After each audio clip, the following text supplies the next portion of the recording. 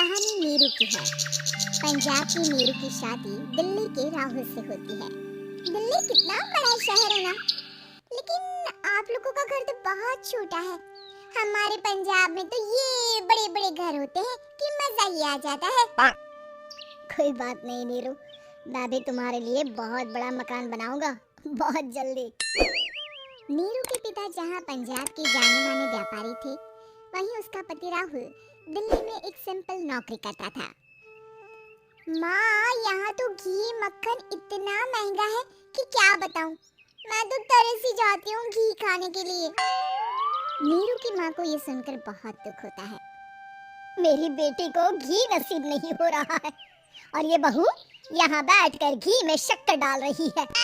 देख वनिता, मैं साफ कह रही हूँ, इससे घर में जितना घी आएगा उतना ही मेरी बेटी के घर दिल्ली भी जाएगा। अरे ये क्या बात होती माँ जी, बेटी को उतना ही करो जो अच्छा लगे। अब क्या मायके से घी और मक्खन तक की सप्लाई करोगी आप?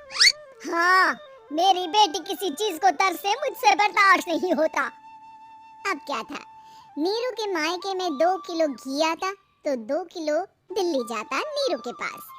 एक दिन, माँ, बड़ी गर्मी पड़ती है दिल्ली में। इस घर में तो एक ही एसी है और वो भी ड्राइंग रूम में। सारा परिवार एक ही कमरे में सोता है।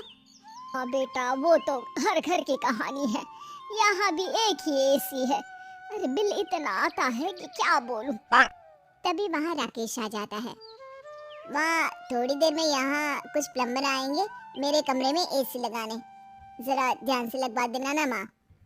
ओए, ऐसे कैसे तेरे कमरे में एसी लगेगा? हो राकेश, एक बार बात तो कर लेता। अरे पापा, वो वनिता को गर्मी में नींद नहीं आती। ड्राइंग रूम में सबके साथ सोने में वो अनकंफर्टेबल है, इसलिए। अरे पूरे परिवार के साथ वहाँ तेरी बहन नीरू भी तो सोती है, वो नहीं हो रही क्या अनकंफर्टेबल? समझ रहा है ना? अगर एसी लगेगा तो एक दिल्ली में तेरी बहन के कमरे में भी लगेगा, तभी तू लगा सकेगा। राकेश वनिता को सारी बात बताता है। वनिता करती भी क्या, मन मारकर बैठ जाती है। माँ, ये लोग ठीक नहीं है, क्या करूं मैं? अरे बेटी, यहाँ आ जा तू, यहाँ आकर रह ले। अरे छोड़ दे ऐसे पति को। कैसे छोड़ दूं माँ? समाज क्या कहेगा, लोग क्या कहेंगे? वैसे भी मेरा एक बेटा है मयंक। अरे हटा बेटा, तेरी उम्र ही क्या है, इतनी परेशान रहेगी तो काम कैसे चलेगा? खैर, बात आई गई हो जाती है। माँ को लगता है कि नीरू ठीक है, तो वहीं नीरू के मन में एक ही लाइन चल रही होती है, यहाँ आजा। माँ ने तो बोल ही दिया है कि यहाँ आजा। बस मयंक थोड़ा सा बड़ा हो जाए, इन गरीबों को छोड़कर मैं वापस माँ के पास ही चली जाऊंगी।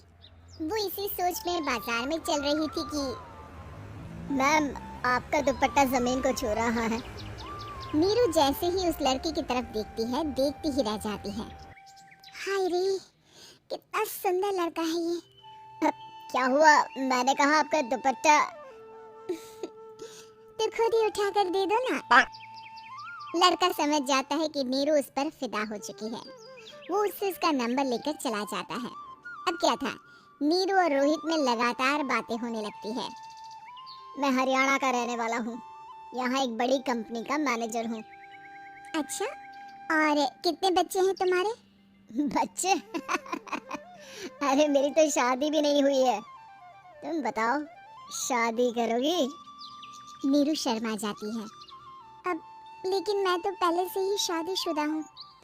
मुझे फर्क नहीं पड़ता, बस तुम शादी कर लो, भाग चलते हैं।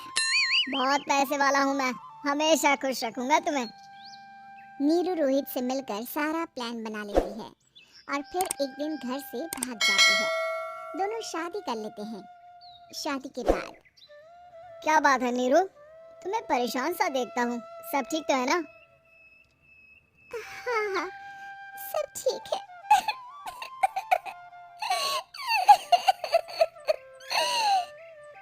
ये कहते कहते ही वो रोने लगती है। अरे क्या हो गया, रो क्यों रही हो? मैंने तुमसे एक बात छुपाई है और वही बात अब मुझे परेशान परेशान कर रही है।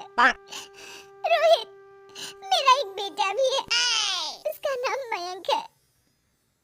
क्या बात कर रही हो? ये तुमने मुझे पहले क्यों नहीं बताया?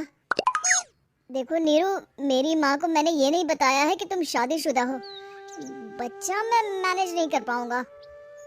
नीरू को समझ में नहीं आता कि वो क्या करे। तुम उस बच्चे को अपनी माँ को क्यों नहीं दे देती? नीरू चुपके से माँ को फोन करती है।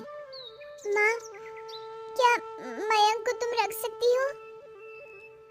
बेटा, मैं राकेश के साथ बात करती हूँ। आखिर घर का बेटा वही है, जो वो बोलेगा।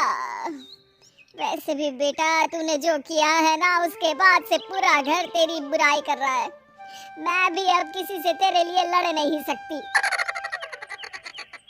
राकेश बेटा, नीरू ने तो जो किया बहुत ही बुरा किया, लेकिन मैं सोच रही थी कि क्यों ना मयंक को हम यहाँ ले आए। तभी वनीता बोल पड़ती है। वाह जी, ऐसे कैसे यहाँ ले आए? यहाँ क्या भंडारा भरा है?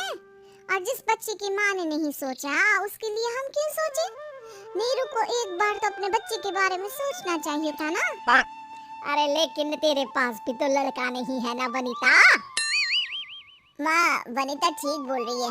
कल को वो बड़ा होकर इसी घर का हिस्सा मांगेगा, तो हम क्या करेंगे? माँ कहती भी तो क्या, वो चुप रह जाती है। वहीं नीरू का पहला पति कहता है। माँ, अगर आज भी वो वापस आ जाए तो मैं उसे माफ कर दूंगा। बेटा, गरीबी चीज ही ऐसी है, क्या करेगा? तू तो अब मयंक का सोच। वो बेचारा तो बिना माँ का हो गया। मयंक के खातिर तो दूसरी शादी कर ले बेटा। लोगों के लाख समझाने के बाद नीरू के पहले पति की शादी रिद्धि से हो जाती है, जिसके पहले पति से 2 बच्चे होते हैं। देखो जी, मैंने शादी सिर्फ बच्चे के खातिर की है। मैंने भी शादी सिर्फ बच्चों के खातिर की है।